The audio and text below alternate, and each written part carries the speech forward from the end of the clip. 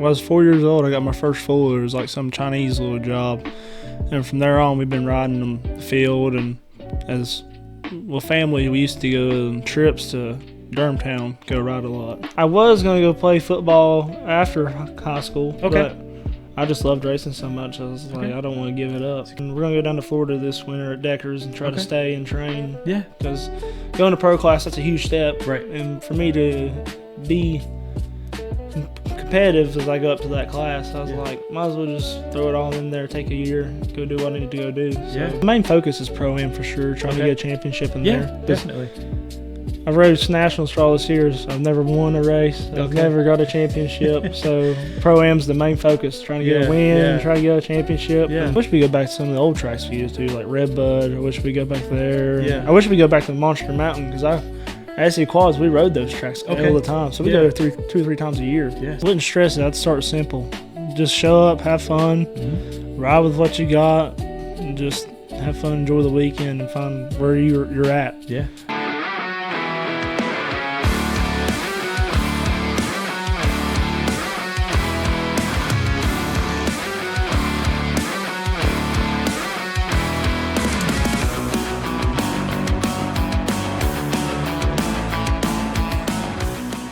Hey everybody, this is Liam with Four Wheel Frenzy, and we are back again with a new episode, a new guest. And why don't you go ahead and introduce yourself this week?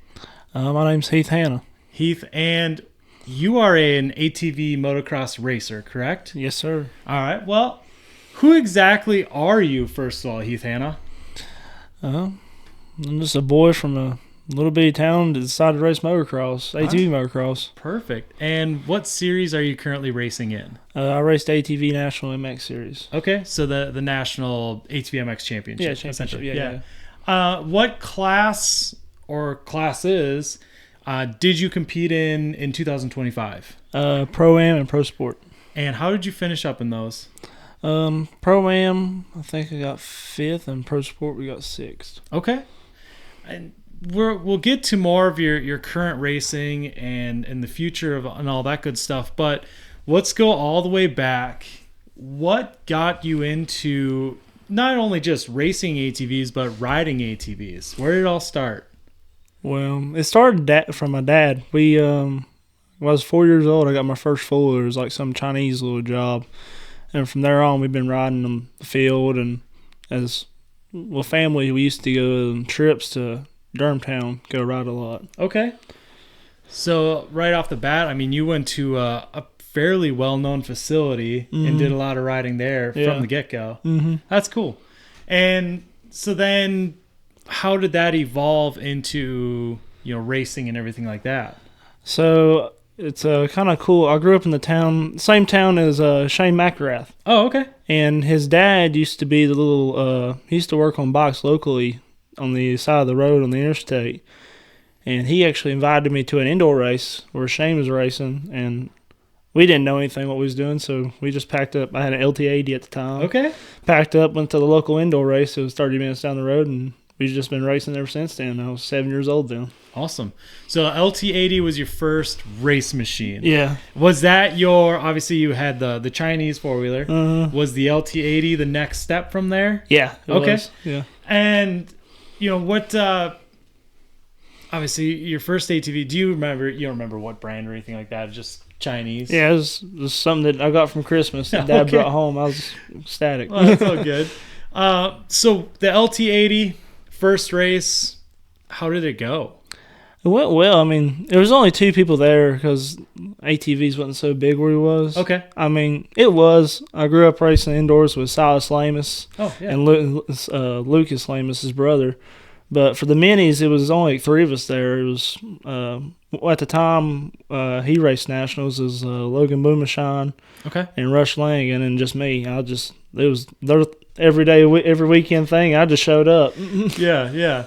So obviously you said there was 2 people that showed up in the mini class. Mm-hmm. So you either got first or you got second. Yeah. Which one did you get? I got second. Oh, okay. And then from there, you got the bug, huh? Yeah. All right. Stuck with it. From the LT80, then how did that progress? What was the next machine that you got on, or what did you start racing after that, as far as the series as well? We always did everything with Victory Sports because they was close. Okay. So we figured out we was a little underpowered with the LT80. Yeah. Didn't have the best stuff, so we went to the Apex. Okay. And I went from there and just tried to get much as better as we could do. Okay. Yeah. Do you remember what size the Apex was? Did you start on a 90? Or? Yeah, I started on a 90. Okay. Mm-hmm. And so you started on the, essentially, did you start racing nationals on the 90 as well? No, I did Georgia one time, one year. It was like, I think it was 2013. We went to Aonia Pass and we went to Muddy Creek. We just did the local ones. Yeah. But I was slow and wasn't really with the pace that we needed to be because it was just a bone stock Apex. Okay. But at least you got to get your toes wet and see what it was like to race against, essentially the fastest motocross ATV riders in the world. Oh, yeah, for sure. At least in the country on the minis. And so, I mean, you basically just kept racing your local series. Yeah. Hit the close nationals. At what point then did you decide you were going to race all of the nationals? It was about 5 years ago, really. Okay. I ran AC quads for most of my life because it was close and Mom and Dad worked a lot and it was better fit around their schedule. Okay. We didn't have the money to run the nationals at the time. And then we got into hybrids and started running that, and we were like, well, we got the power and I got a little bit of speed, might as well go try the nationals out. Okay. And we ran the whole year, I think in 2021. 21. Okay, yeah. So basically all of your progression then through the ranks was all at locals. Yeah. And you kept just running Victory Sports was pretty much the main deal? Yeah, Victory Sports and SC Quads. Okay. And so, I mean, you started on the 90 Apex. Where did you go after that? I went to an Apex shifter. Okay. It had a CR85 motor in it. Yeah. So at least you're kind of familiar with that chassis. Throw a shifter at it. At least it wasn't like you're trying to learn on a completely different chassis and ergonomics altogether. Yeah. So you rode, the 90 CVT, 90 shifter. Did you do any like super mini, or you just rode the 90 in that? Just rode the shifter and then I went straight to a 250. Okay. Whenever I got the age. Okay. Yeah. And so 250 hybrid then. Do you remember what year that was? Not right offhand. I moved to the 250 a little bit quicker, AC quads, because the ages was different. Okay. But I do know it was a carb mall frame. Okay. Yamaha with a Yamaha dirt bike 250 motor. Yeah. All right. So, I mean, you started on Apexes and essentially you built that machine yourself? Yeah, my dad did. Okay. So essentially you built what Apex was, something similar to what Apex was selling at the time then too, which is, I mean, it's not a bad setup, the carb 250 YZ engine and the carb YFZ chassis. Yeah. I mean, it works. Wasn't too much to do, I don't think. He'll say otherwise. Yeah. I mean, you're always yeah. You're stuffing a different engine inside of a chassis that wasn't necessarily made for it, so it's always going to be a little bit of work. But which behind the scenes, it was Dad and Jay Huckabee at the time. His son raced the nationals, Darren and Alex Huckabee. We was on a race team with them because we raced SC quads together. Yeah, he was all into building hybrids. Okay, he built a carb mall with a blaster motor in it. So he's always into something else. So he helped build 250s and all. Yeah, that's awesome. And so then you obviously that got you on the hybrid kick right there. Yeah. And so I mean your 450. I know when you started racing nationals, that was a TRX hybrid, wasn't it? Yeah. Was that your first 450 then? The one you showed up in 2021? No, before then I practiced on a TRX 450, just a production bike. Yeah. Okay. And did you not like it? You just wanted more power? What was the case to go into a hybrid? So I've always been a bigger boy. Okay. And I feel like the TRX wasn't suit for me because I used to be way bigger than what I am now. Yeah. So I was always having to work the bike more than everybody else was. So if we just got more power, it was like we got less work. So it pulls harder. Because in 2021, you showed up and you raced nationals on the A class, correct? Yeah. Because I remember you showing up and I'm like, who is this linebacker on the gate right now? Yeah. Because I mean, you were fast, but you weren't some slim, athlete. Like You looked like you just got off the field and you hopped on a quad. Yeah, football was the big thing in our town. That's all we focused on. Yeah. So I'm assuming, obviously, you did play football. Yeah, I played all the way through school. Yeah? Mm-hmm. What did you play, position-wise? I was a left tackle and a defensive end. Okay, all right. Yeah, so, I mean, obviously you were in shape, a little bit different shape. Oh, yeah. Because obviously you have, obviously you've changed your training a little bit, and for sure. You've gotten in a different form of fitness over the last few years. But yeah, 2021, then you showed up, race nationals in the A class. If I remember correctly, you did pretty well, didn't you? Yeah, I think I finished up third that year in A and second in college. Okay, yeah. I was gonna say I thought I remembered you showing up, and I was like, first of all, who is this kid? And I know, like, I've known Stan Digby for over a decade now. Yeah, and I remember him saying something about, oh yeah, he was a local kid. I don't know who this kid is. Like, yeah. But yeah, you showed up your first year. You made a pretty good splash in the A class. Yeah. And you kind of been progressing since, correct? Yeah, yes, sir. And how was that? Because you did, how many years of A class did you do? I think I did 2 years. You did 2 years, and then this is your second year? Third year of Pro Sport Pro-Am. Okay.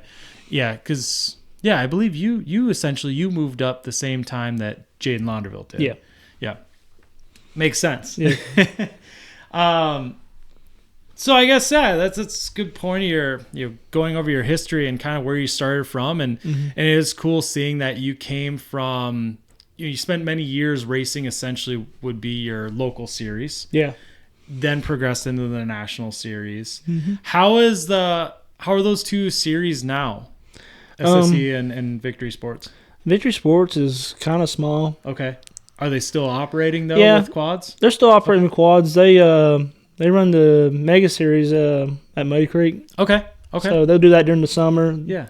And then SE Quads, I think it's not even a series no more. Okay. Yeah. I haven't heard that name in a while, so I wasn't sure. Yeah. And so obviously, skipping ahead here, but I'm sure you're a little excited to go back to Muddy Creek in 2026. Oh yeah, I love that place. It's over the mountain right from the house. It's about an hour and 20 minutes from the house. It's not bad at all. It's just backyard. Is that the closest race for you then? Yeah. Okay. Because how bad is Etchicani for you? Etchicani is about 4 hours. Okay, so not terrible. Yeah, perfect. So how is ATV racing going for you now? We 2025 season's over. We're in December right now. Yeah. You said how you finished in Pro Sport Pro-Am this year, but how did the season go? I know we did a mini-sode at Lake Sugar Tree and kind of talked about what you wanted to do this season and, kind of figure some stuff out on the bike and things like that. How did everything go? It went good at the beginning of the season. We came out pretty strong at Edgeconney. Came out with I think a third in Pro Sport. I can't remember what we did in Pro-Am, but it was still, we had a good moto. Well, in Pro-Am at Etchicani was a mud fest. Yeah, it was the mud fest. It was crazy for everybody. Yeah. So, that's hard to really gauge what's going on during a mud race. And we didn't have many mechanicals this year. We just struggled with bike setup mostly. Yeah. Just trying to get comfortable. Okay. Because it seems like, obviously you guys you're running nationals on a grassroots program. Yeah. You're not under any big, obviously you're part of Media All-Stars, correct? Yes, sir. But it's not like you're under a tent that someone else is working on your bike. You're getting off the track. You and your family are working on the bike and getting stuff ready. Yep. And so that was one thing that I saw in the past. It seemed like you'd have random mechanicals. Yeah. Or, there's many times where I would just see you on your head. Yeah. So, and that was kind of the good thing of you running that third year of Pro Sport and Pro-Am is just to hopefully iron everything out. Yeah. But if you were just mainly battling setup stuff, that's going to happen to anybody. Yeah. Hopefully for most people, they're trying, hopefully have that stuff figured out, during the off season. Yeah. But it seemed like you were kind of struggling that in the season. Were you just constantly trying different things, or were you just not comfortable? Just wasn't comfortable. I mean, beginning of the year last year at Deckers, we was kind of behind on building the race bike, so I didn't ride it till practice day. Oh wow! Till the race. Yeah. Which just me, Dad, and Mom trying to figure out and do it. Yeah. We all was working full-time jobs, so we were trying to figure out how to build a bike around what we could do. So, right. Last minute thing, but that's all our fault. But you learn, you figure it out. Yeah, and that's one thing too with your program is that you have a very strong family backing. Yeah. I see your parents. I see your mom running around constantly. I see your brother at the track a lot of times. Oh, yeah. Like you've got everybody there, and it's just kind of shows that to run the nationals, it almost takes that. You need a team. You need an army behind you. Yeah.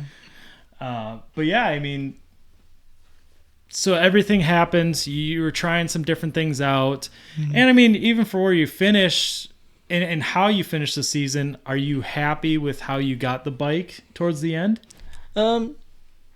Yeah, we figured out some stuff at the end that, and also borrowing a bike at that last round. That's right. Yeah. It really opened my eyes up some different stuff, and we're putting it into the season, to the works for next season. Okay.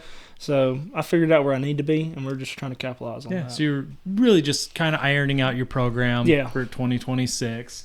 But in 2025, or even in your years before that, you've been racing for quite a while now.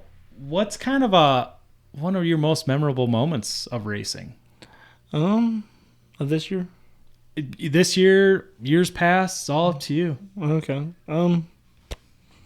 Not anything really right offhand, but just this year I know for sure was this last race at Briarcliff, just how competitive we all was and how back and forth everybody was in the top four. Yeah. And that just being a fast track, and it was fun battling with everybody. For sure. Damien being up there, Noah, and all of them, and just being able to ride with them guys. Yeah. It was fun. Yeah. And, I mean, do you feel like that was obviously you're on a different bike. Mm-hmm. How strong did you feel that weekend being on a different bike? And, I mean, that was a lot of different setup. Components were different. Engine was different. Yeah. Everything was different, basically. Yeah. But I felt good. Only thing I think that was the same between your typical bike and what you used was it was a Yamaha. Yeah, basically, yeah. Yeah. Well, yeah, I mean, that's obviously it's a good thing. And just knowing, I think it also just goes to show you, you had your highs and lows. Mm-hmm. See, and you especially have had your highs and lows since you switched to the Yamaha. Yeah. And, some people it works great. You can hop on that Yamaha and you're a whole new person. Yeah. Some people seem to struggle and either they give up or, they just deal with it and fall back. But you were trying different things. Some things worked, some things didn't. And then right at the end, it finally clicked for you. Yeah. And luckily for you is that kind of click happened right in the time where you can change your program and make some drastic changes and have time to adapt and ride those changes before the beginning of 2026, which is cool. But you said that you have a full-time job. Yeah. What do you do outside of racing? I do concrete work. Okay. Yeah. Okay. Anything in particular? A little bit of everything. We do a lot of residential and commercial stuff. So we do a lot of driveways, a lot of basements, garages, and mono slabs. We do a little bit of everything. Okay. Grading, all. Perfect. Well, it's not too bad then, and it keeps you busy, I'm sure. Oh yeah, for sure. Probably helps a little bit with the training in a way. Yeah, it's a workout all day. Yeah. So how about training then for racing? Obviously you're working a full-time job. You're finding time to hit the gym and get some seat time and stuff like that. Do you have like a strict training program that you follow? Yeah, thanks to Michael Perkins at 9-4 Fitness. He helps me out a lot. So every day that I work, if it's not too late in the evening, but mostly every day I'll go to the gym and do something after work. Okay. So he's basically just kind of setting you up with workout program that you should do. Is he doing anything as far as a nutrition level? Oh yeah. Okay. Sure, yeah. Okay. So you are on essentially a racer diet. Yeah. Okay.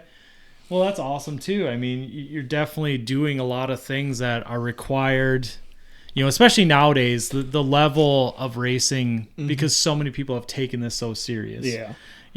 When you're doing Victory Sports and SE Quads, being more of a local series, a little more grassroots series, you can kind of get away with some leeway. Of eating a cheeseburger for off the track and getting back on for your moto, and little things like that, and maybe not have to worry about working out as much. But yeah, I mean, when you're going to get up against the fastest people in the country, you have to make sure that you're on the top level, and all the cylinders are firing on yourself. For sure. So, it's good to hear that. And it's how long have you been, really, as far as fitness and training and eating, how long have you been doing that? I say probably the past 2 years. Okay. Because back when I was in A class, I was sitting at 270, 280. Okay. And then I lost a lot of weight in between that off season going into pro sport and pro am. Okay. Trying to we had to pick up some time based off of my weight because I was a bigger boy because we played football. But yeah. Doing that is what helped out the majority. Okay. Of everything. Yeah. So did it seem like a big thing was just switching, obviously workouts for football and then workouts for racing are way different. Very different. Did that seem to be a huge change? Not really. You? No. I mean, the cardio and stuff was the biggest change. Okay. But I was used to it because we ran so much in football. But I adapted to it and we just figured it out as we was going. Definitely. Yeah. Well, it's good that if that wasn't too hard for you and no. you could just kind of step into it and go, and it just kind of shows that you're just an athlete all in all. You can adapt to whatever you need to do and change your program up as needed. For sure. And I mean, it probably helps too when it comes to racing. If you feel like you're lacking on, let's say you have the strength that you need, but you feel like you need a little bit more endurance, you can switch up the program and focus on what you need to do. Yeah. So that's good. That's awesome. Is there, obviously we talked to you, you did football or you played football. Do you still play football in any way? No, I do not, but I keep up with them. Okay. Do you participate in any other sports or have any other hobbies outside of racing? Not really anything off by hand. Okay. I just focused on racing because I was going to go play football after high school. Okay. But I just loved racing so much. I was like, I don't want to give it up. So kind of went the Chad Wienen route. I guess so, yeah. Okay. And I mean, it happens. I mean, if you're, obviously I'm assuming you're good at football. Oh yeah, I was pretty good. I was all conference defensive end in our conference when we played. Yeah. I mean, and even if you're good at football and you're good at racing, but you like racing more, it's it's your choice at the end of the day. Yeah, it is. No matter what. But the 2026 season is approaching. You did, and I mean that's the other thing too is those pro sport pro-am classes, especially for when you stepped into pro sport and pro-am a couple years ago. I mean, both classes. Yeah. You were qualifying every weekend. Yeah. I mean, there were around 30 riders every weekend. Oh yeah, it was crazy. And this year, obviously, pro-am numbers were down. Yeah, for sure. But pro sport numbers were still up there. So I mean, it's not like you could just sign up and it was a breeze. And, it was pretty hard. You had to try. And I believe you found yourself in some LCQs over the last couple of years, correct? Yeah. I mean, there's been a time or two that we've had some type of brake failure into the qualifier, and we end up putting us in the LCQ. Yeah. There's one time I didn't even get to qualify into the race. Yeah. I mean, and it happens. So, I mean, that right there just shows those are two tricky classes. Oh, yeah. And, this year, like I said, the numbers were down a bit in Pro-Am. Hopefully that climbs back up come 2026. I know there's a few people moving up. But what are your plans for 2026? What do you plan on racing? My plan is to run pro and pro-am. Okay. Mm-hmm. So bump up to pro and really see what you got in the big dogs. Yeah. And you're going to stick with pro-am. Yes. Which is good. I mean, you kind of get a nice transition year then. And, mm-hmm. I mean, you don't have to quit pro-am until you're a pro champion. Yeah. And I think a lot of people kind of forget that. And, he's a pro. Why is he running pro-am? Mm-hmm. I can. Yeah, exactly. And especially as a rookie pro, too. Mm-hmm. Why wouldn't you? Yeah, for sure. Well, awesome. So you're planning on making the big step, essentially. Yeah. What made you decide to do that? So, for me, I feel like the longer the race, the better I am. Okay. Because, like, pro sport, I mean, it's a longer race because you got that one extra lap than mm-hmm. everybody else does. It's 6 laps. But I shined more in pro-am because it had that longer pace. Race, yeah. Because I feel like the longer I'm out there, the more comfortable I get. Okay. So I feel like I pick up my pace more and more I go. Yeah. And so it's just kind of your endurance is good. Mm-hmm. It's where you really shine, and obviously it's a big step. Yeah, and I think you know that. Huge step. And it's even bigger than you think. Oh yeah, I mean, it's crazy mm-hmm. on all sides. With your team behind you and with yourself. I mean, it's a lot. Yeah, it is. If it wasn't for them guys, I wouldn't be where I am. Yeah. United and Chase Cunningham has helped me out a lot. Yeah. Putting me on Media All-Star, Brett Music. If it wasn't for them, I wouldn't be able to compete as well as I have because they've just been a huge blessing to my program. Okay. To what I have is backing. Yeah. And, and then that's the other thing that I think will help out too for you with the transition is that first race of the year is going to be at Deckers. Mm-hmm. It will be a Triple Crown. Yeah. So you're running with the Triple Crowns. You're going to be running 3 Pro-Am motos. Yeah. So you're going to run the first 2, pick right back up where you left off this year. Yeah. And then you're going to see like, okay, I got one more. What do I got left in the tank? Yeah, for sure. And then you get a few weeks to mm-hmm. figure out what do I need to change yeah. depending on how your stamina is at that race. Yeah. But what else are you doing to prepare? I mean, how are you shaping your program around that? Anything that you're changing quite a bit? Yeah, I changed a lot. So I ended up taking a little bit of a break from work. Okay. And we're going to go down to Florida this winter at Deckers and try to stay and train. Yeah. Because going to pro class, that's a huge step. Right. And for me to be competitive as I go up to that class, I was like, might as well just throw it all in there, take a year, go do what I need to go do. So, and I mean, get faster. That's a great location to do it too, because mm-hmm. obviously it's a track that quads can ride all day, every day. Oh, you know, you don't have to worry about like, mm-hmm. on Tuesdays and Thursdays the only time we can ride. Yeah. But it's a very quad friendly location. The first race is there, mm-hmm. and so many people are a lot of pros are also going to be training there. Yeah. So it's not like you're just going to be going with a few random people. It might be a couple youth riders and a couple mid-pack amateur riders. Yeah. You're going to be with, Joel trains there. Yeah. The number one guy. So you can kind of gauge yourself and watch and see like, okay, what do I need to do as you're training? And also, you ride with fast guys, it makes you faster. Yeah, for sure. It's just, I think hopefully everybody knows that by now. Yeah, hopefully. Bike, you stay on the Yamaha. Yes, You're not gonna make a pull a Marshall and go LTR or anything like that. No. That's another thing too. Mm-hmm. You rode a lot at Muddy Creek, mm-hmm. so you spent a lot of time with the Lehman's brothers. Oh yeah, and Marshall. And Marshall, yeah, because mm-hmm. Marshall's from there too. Yeah. How did you not end up on an LTR?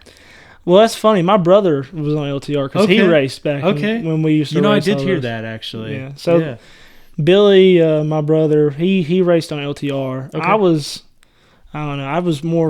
I liked the look of the way the TRX handled and felt. Okay. And I stuck with it. Also trying to be different from my brother. Right. Can't be the same as him. Fair enough.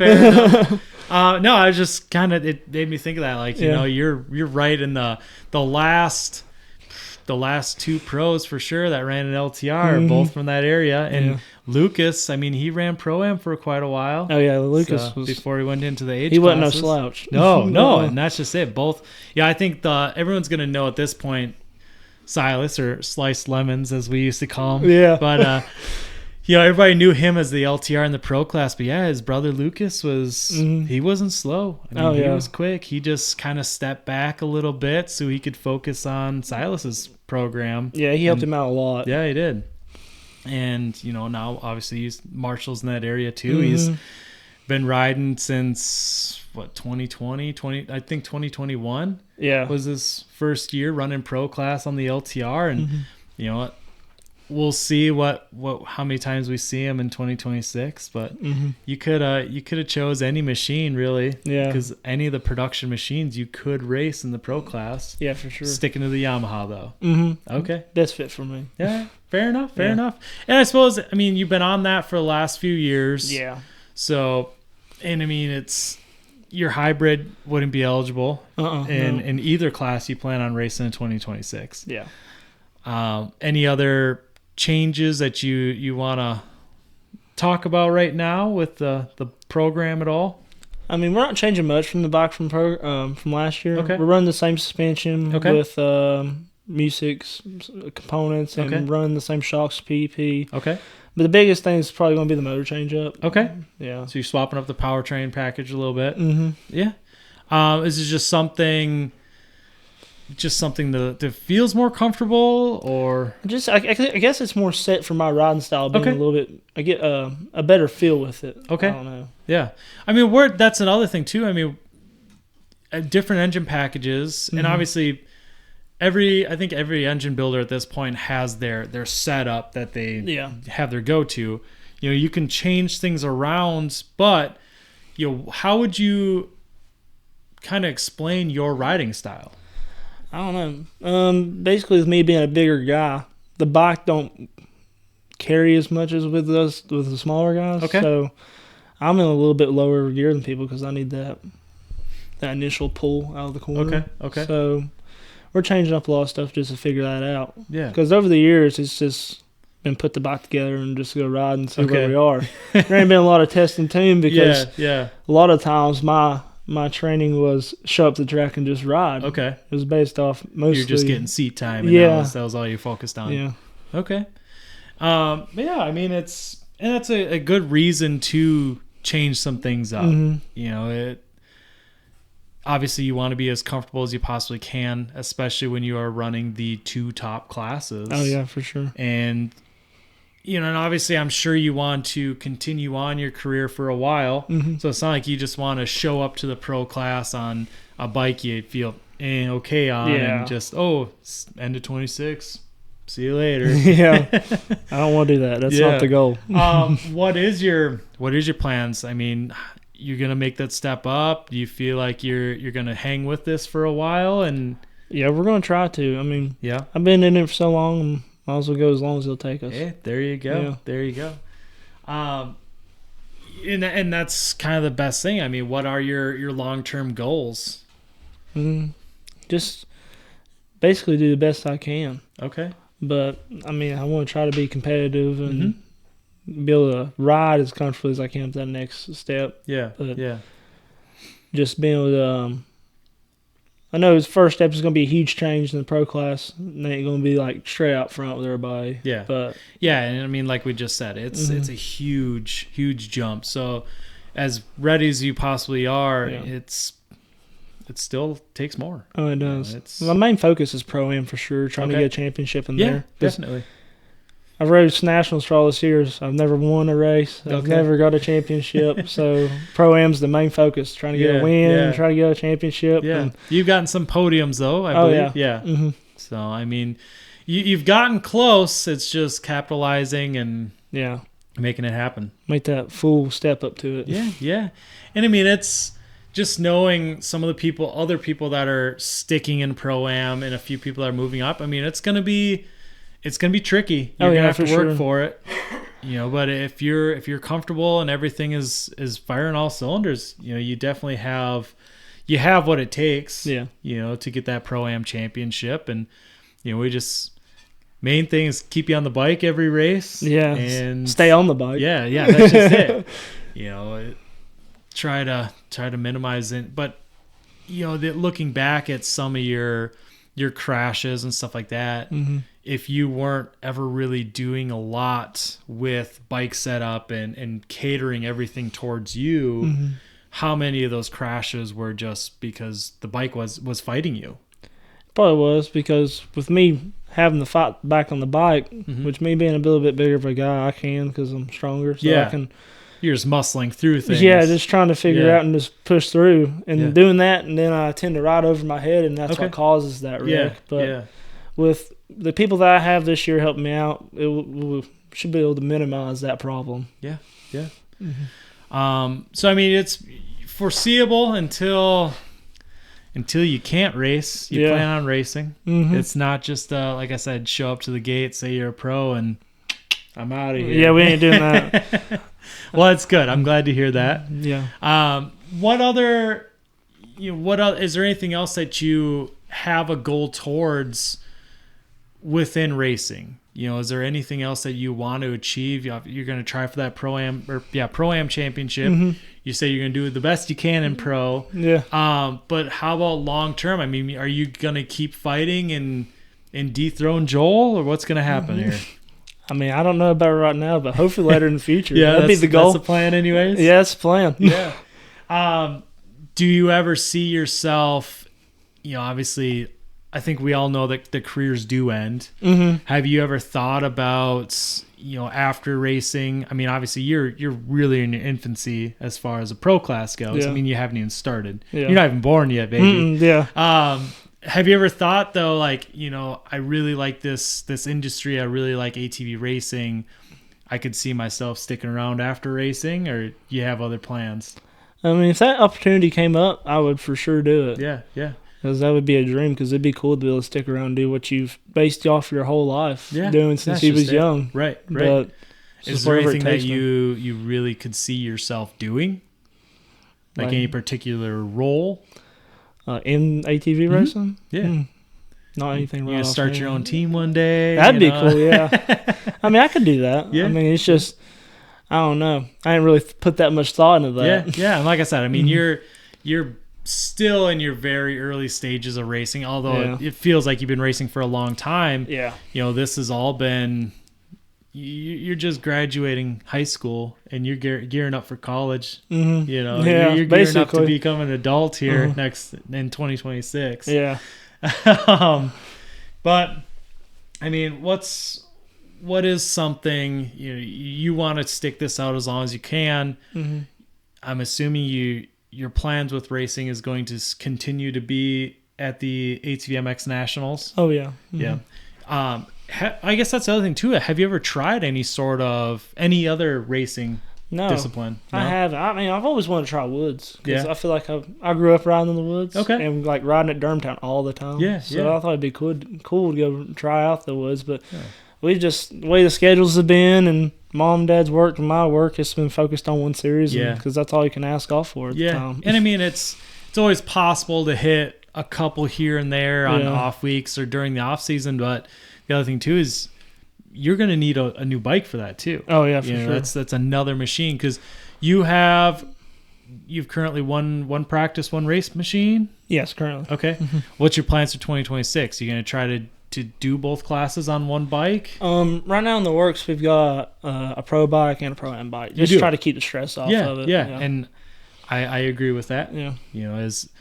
Granted, the rider I've worked with for many years now is very, very, very hard on everything. Yeah. So he has to have two bikes. But yeah, I think it really helps. And, if there's something that, comes Saturday, obviously Saturday is the bigger day for you. Oh yeah. But let's say you can't get over something on one machine. Well, Sunday is a whole new day. It's a whole new machine. Might just been something going on with that one machine. And you're going to figure it out. And also, you're not beating the crap out of a machine all day Saturday. I mean, those pro motos take a toll on the bike. So you're not beating that thing into the ground and then, throw some gas in it. We got to race tomorrow. Yeah. Yeah, you're not going on a limb and just hoping that thing needs a full service before it can go back on the track. Go back over it. Yeah. And I mean, it goes to show. I mean, would you call yourself a teammate with Kevin Sarr a couple years ago? Yeah, we was. Yeah. I mean, I would say you were, but I just didn't know. I mean, you saw when he was trying to run one bike. Oh yeah, it was a lot. I mean, Jody was putting his hands all over that bike every time he came off the track. Yeah, and that thing was just, he had several issues. Mm-hmm. You know, it happens. Yeah. So having two different machines, I really agree to that. Yeah. I mean, I feel like it's probably more of a headache to keep up with two bikes, but at the end of the day, just being able to focus on one bike per day, is just, I feel like it would be more of a mental clarity. Yeah, and I mean, especially since it's you and your family. Mm-hmm. At the end of Saturday, just shower up. You might have to come talk to me Saturday night. We'll see. Oh yeah, get for yourself sure. on the podium. You definitely gonna have to come talk to me on Fridays now. Yeah. At the press conferences, but end up on the podium. You hurry up, shower up, come talk to me. But otherwise, it's a big thing too. Is the racetrack? It's you and your family. Yeah. So it's what you guys have done as a family. Yeah. It's kind of a lot of bonding time, I'm sure, for you guys. Mm-hmm. But the end of Saturday, get cleaned up and just relax. Have some dinner, hang out, and just keep sharing the memories, essentially, and live in the moment. Yeah, for sure. So instead of, you and your dad just getting stressing out and trying to beat each other. Yeah, you're beating the daylight to try to get this thing serviced because you got a race tomorrow. But that's good. I think it is really cool, seeing your career since you have raced the national or come to the nationals, I should say. It is cool seeing how you guys come together as a family, work together as a family. It is really cool to see that, and you guys are all on board. Yeah, I'm very blessed to have them in my corner, because if it wasn't for them, I wouldn't be even at the nationals, or for sure wouldn't be racing. Right. Well, I mean, they started it essentially. Mm-hmm. Yeah, for sure. Yeah. But how about, we're kind of talking about the future a little bit, but keep going into that direction. ATV racing, it's had its ups and downs over the past, couple decades. Yeah. What's something that you want to see in the future of ATV racing as a whole, first of all? As a whole? Be cool to see more factory support. Yeah. It was back in late 2000s stuff. When or just see some factories, period. Yeah, just see something besides the Yamaha. Yeah. I mean, the machine's cool and all, but it'd be cool to see something else. Yeah, it'd be nice to have some competition and some new machine development. Yeah, something new come out, somebody take a chance on it, and like, well, what you got? Right. I mean, it's happening in this mid-size market. I don't know how much you follow with all the industry news and things like that, but there is a new mid-size sports quad coming out with the KO 300. And I think that one will be cool because it's, especially in the cross-country world, it's going to compete against that Raptor 250 market. Yeah. Liquid cooled, fuel injected. I mean, it's an evolution in the mid-size ATV range, sport ATV range. So seeing that happen, it really gets, I think, a lot of people excited too. Yeah. And obviously in the full size, there's that Kahana 500. Yeah, that thing's gnarly. It's crazy. Actually, I just saw it last week in person. Really? Yeah, it's pretty cool. It's a lot of different ideas thrown into it, but at least it's another new machine that people can hopefully buy here soon. Yeah, but we just need more of it. Yeah, for sure. I mean, that's cool that's coming out, because it's definitely a different look. Yeah, because it's instead of the 4-stroke, it's 2-stroke, right? It's a 500. You're like, that's wild. Just to wrap your head around. I mean, it's crazy, and I mean, it's essentially a CR 500 setup as far as the engine goes. If factories came back into it, is there a specific one that you'd want to see right away? I mean, you said you liked your TRX. I was going to say probably Honda. Yeah. They came out with something that was like you could put in the pro class. but it would be.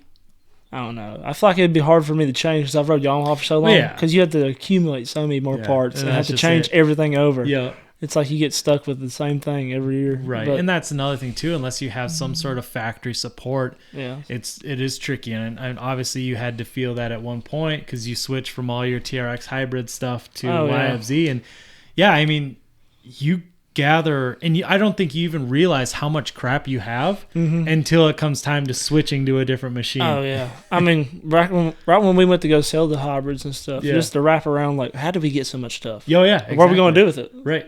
Most of it's junk, some of it we can sell, but it's like, now we got to buy all this all over again. Right. Well, and there's always that thing where, I'm replacing this on the race bike, but it's really not that bad. I can keep it as a backup for the practice bike, and then you like randomly open up a tote years later, like, oh no, I have all this junk still. We did that not too long ago. Like, we were going through the shop and like, where did all these Honda plastics come from?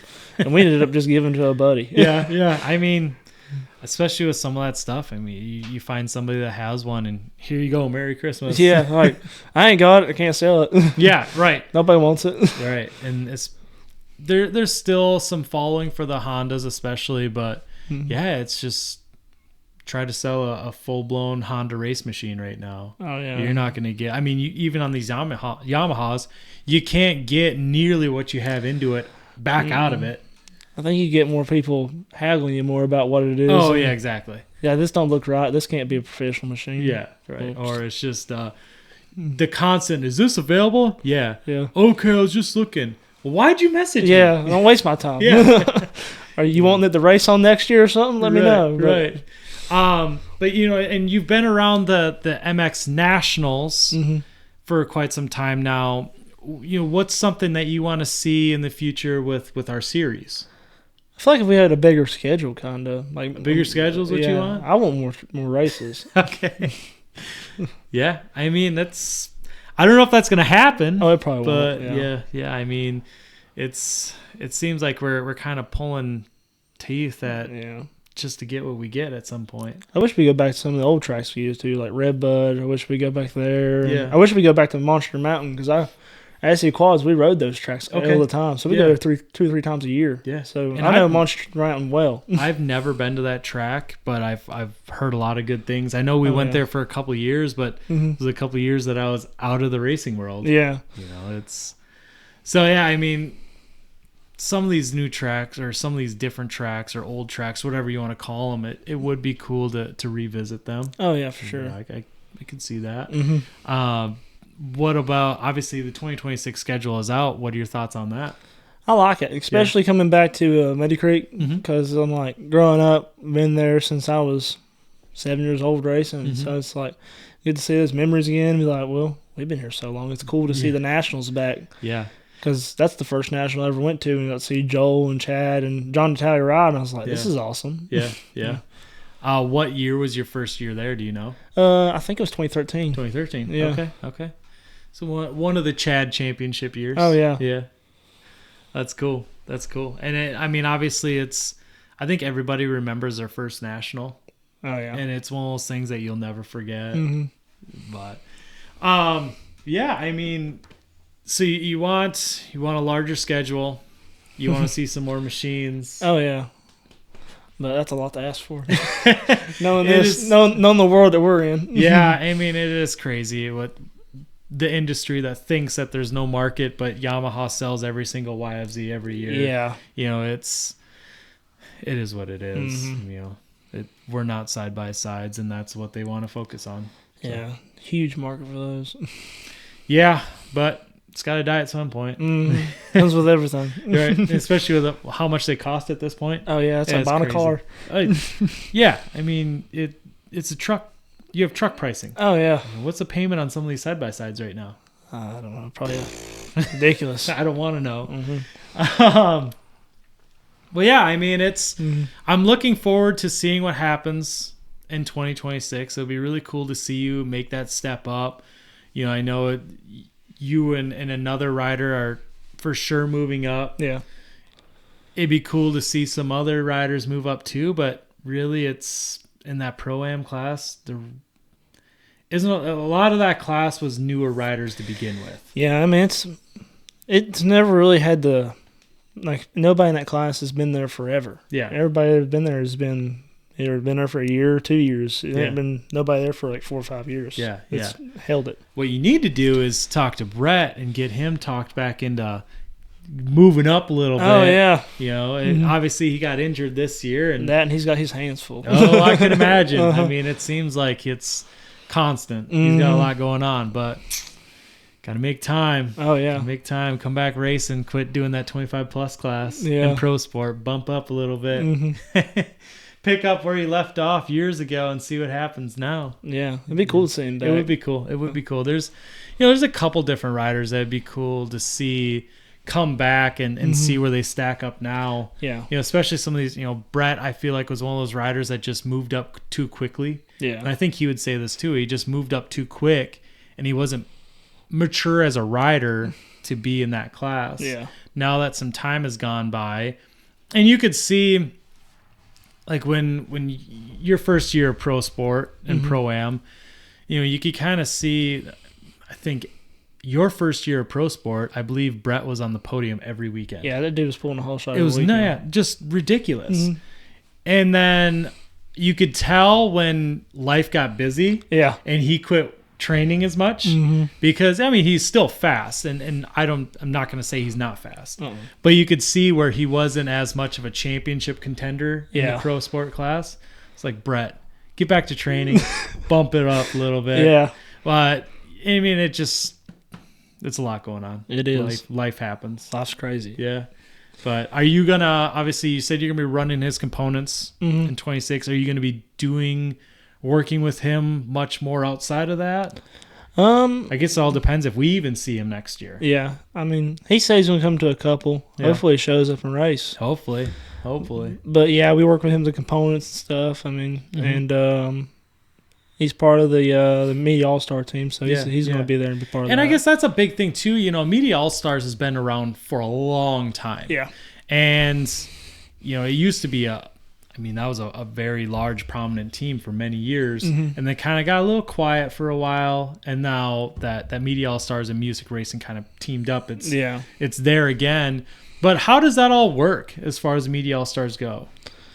Because it's not like you're, when a lot of people think of a conventional team, it's one person or one group of people that take all the machines and they do everything.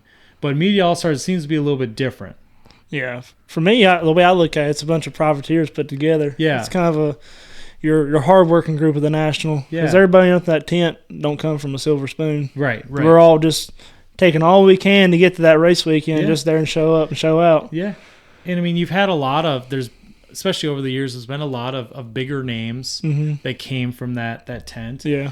Even at one point, Gage Beebe was a Media All-Stars rider. Michael Perkins was a Media All-Stars rider for a long time. Zach Kazmarzik, there's a lot of people that I've known that have gone through there, and there's been a lot of, like I said, there was back in the day, there was a decent amount of pro riders that were or are Media All-Star riders at that point. Yeah.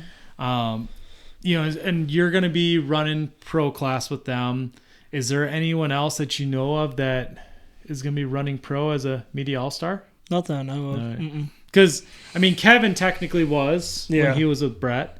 So I think that was the last time that they had a pro rider, correct? It was. Yeah. Yep. And now here you come. Yep, I'm here. Awesome. Well, we've been sitting down for a little bit here. And one thing I like to ask people before we go is, and especially as someone that's been around for quite a while like yourself, and you've moved up through the ranks like you did, let's say you just met somebody that is really interested, wants to get into ATV racing. What is some advice that you would give them? I wouldn't stress it. I'd start simple. Just show up, have fun, ride with what you got, and just have fun, enjoy the weekend, and find where you're at. Yeah. Don't stress it. We're all there just to have fun anyway. It's what the sport's about. Exactly. I think a lot of people kind of forget about that at times. Yeah, it's not a job. This is our getaway from a job. Right. Especially for me. This is our hobby. Yeah.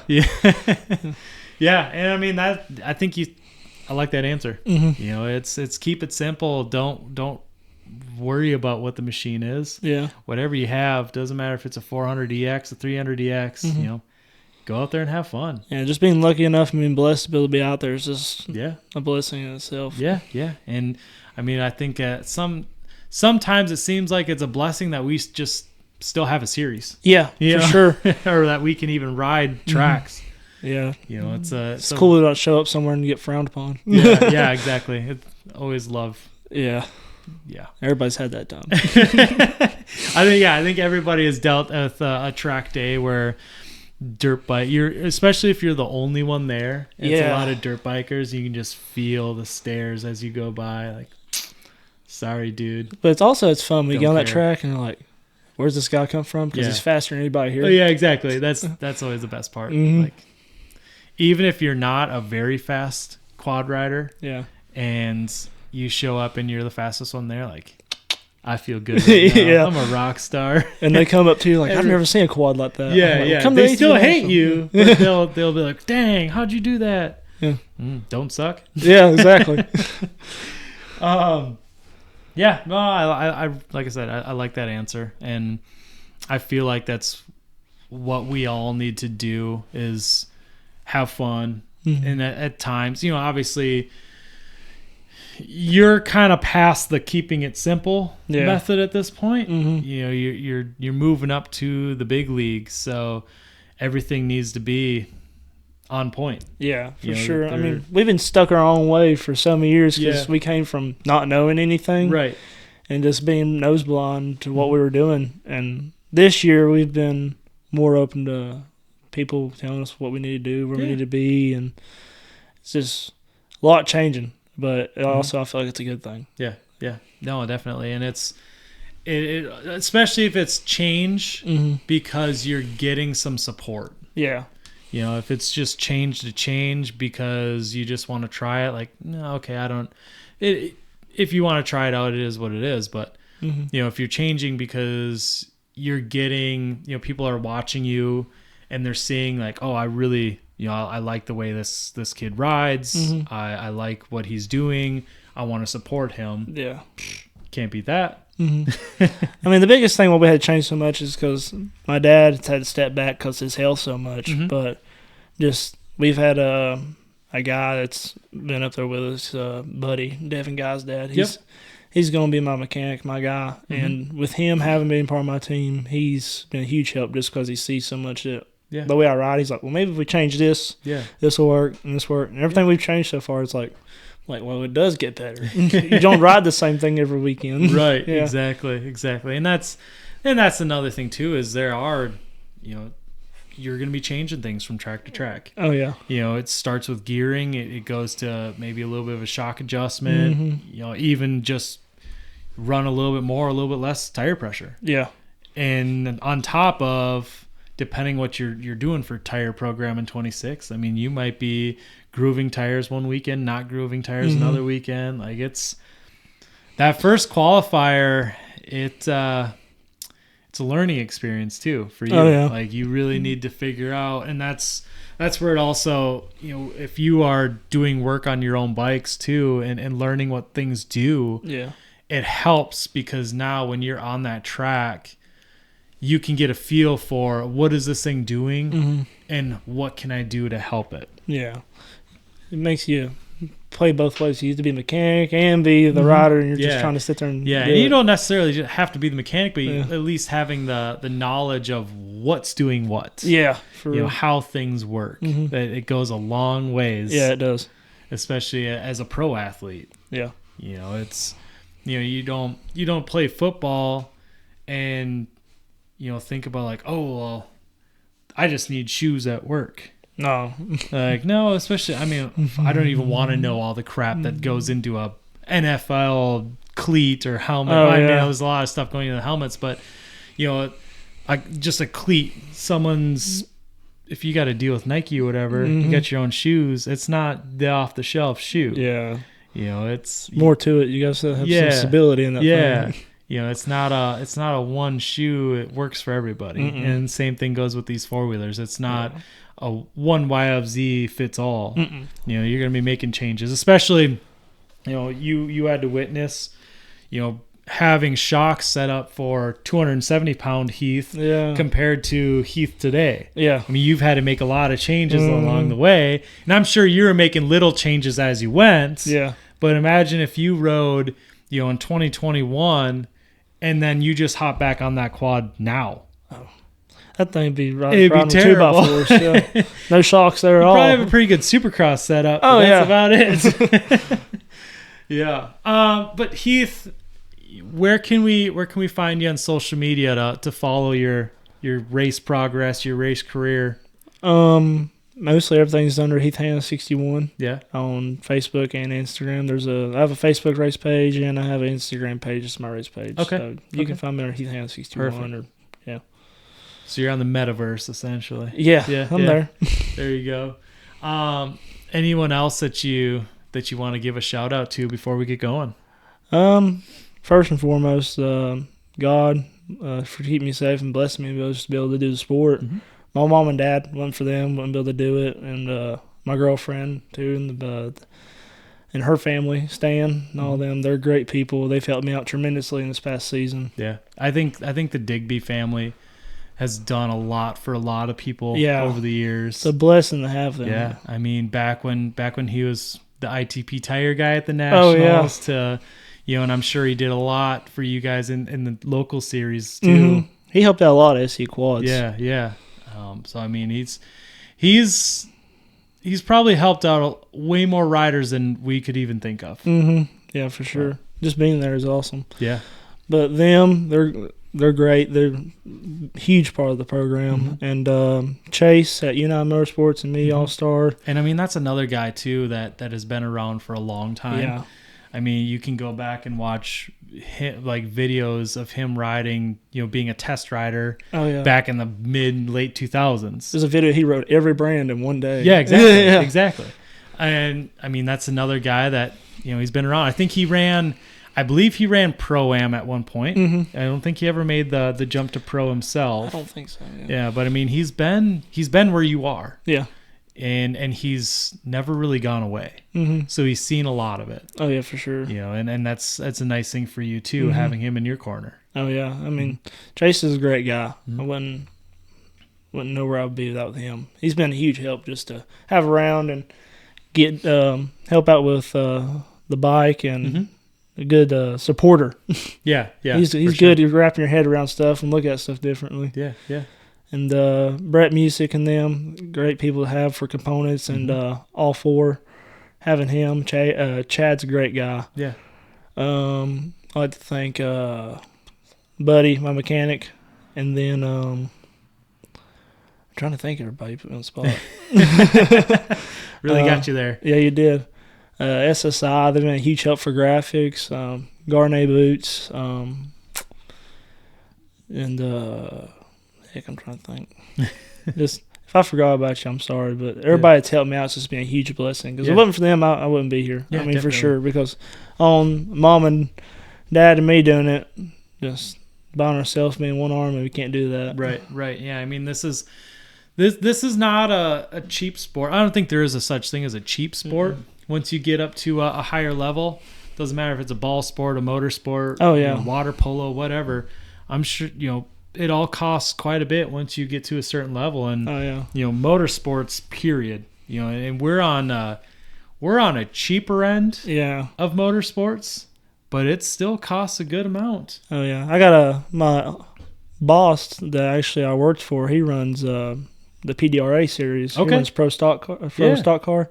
He told me how much a motor costs. I was like, I can buy two foolish that. Right.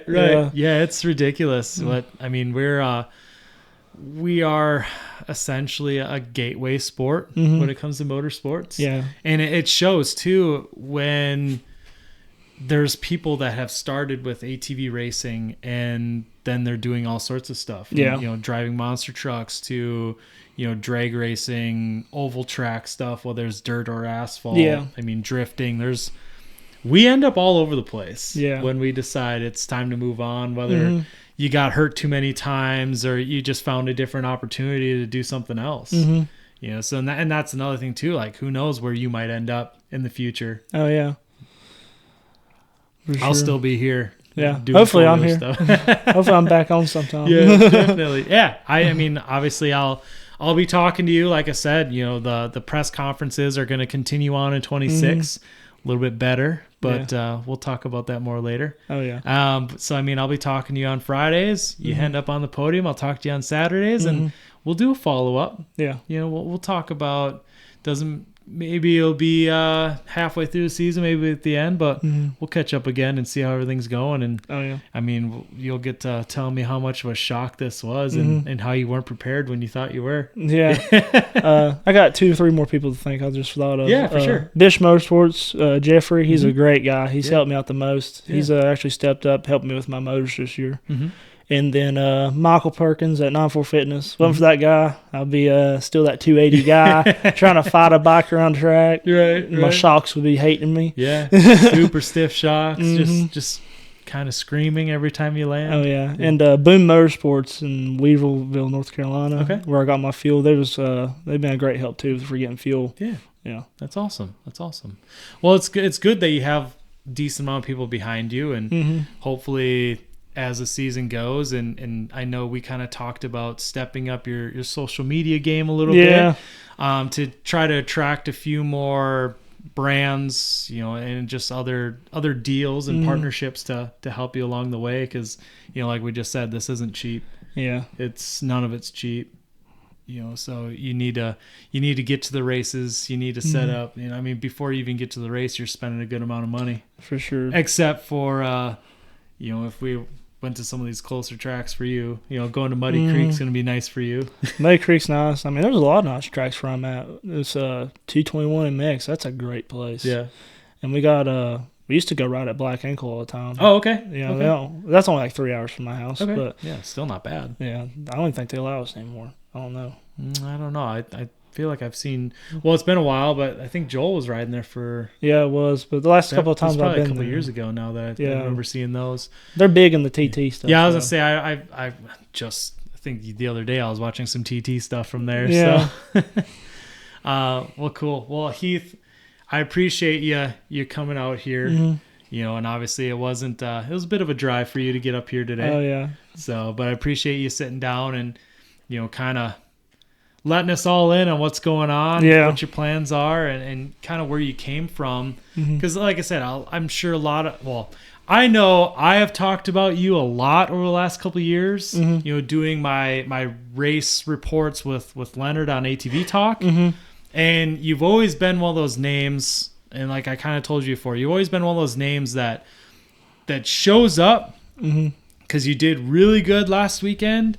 You know, he's gonna be a podium contender this weekend, and then I end up eating my words because you end up on your head. Yeah, you know, it's just a lot of things, a lot of ups and downs, and like I said, hopefully everything gets ironed out. Oh yeah, your bike program gets figured out. You know, you got some time to figure it all out. Essentially, oh yeah, for sure.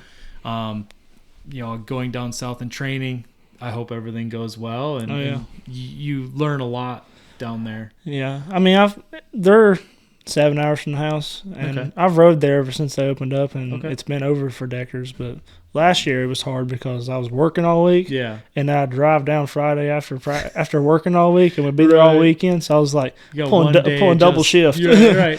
So you work all week, working your ass off all week. Oh yeah. Drive 7 hours. You don't want to go ride right away in the morning. You want to take a day just to recover, and then you get Sunday to ride, and we got to go home. Oh, we rode Saturday. Oh, okay. Yeah, we wake up that morning, gear up, and ride. Yeah. Because if you didn't, I mean, what are you getting out of if you don't make that trip and go do it? Yeah. And so, do you know when you're going down to Deckers? The day after Christmas. Okay, so you're heading down right away, and you're pretty much going to stay down there. Perfect. Yeah. I think that'll be really good for you. That's the goal, at least. Yeah. Well, like I said, you know, have fun down there. I'm sure I'll see you again at some point soon too. Oh yeah, for sure. But we'll touch base here and there. Sounds good. Have fun this off season. Learn a lot. Oh yeah. Be ready for Deckers. Yeah. But, and then obviously I wish you the best of luck come 2026. Well, thank you. In the pro-am classes. Yeah. So, but yeah, anything else you want to say quick before we go? Nothing wrong offhand. All right. Want to say goodbye to your fans? Goodbye, everybody. All right. Perfect. Well, thank you, everybody that tuned in to listen to this, watch this. If you are on audio only, you didn't get to see mine and Heath's faces, but I appreciate you watching and listening to this. Make sure you are subscribed and hitting the notification button so you get updated right away when episodes drop. But this has been Liam with Four Wheel Frenzy, and we'll see you guys next time.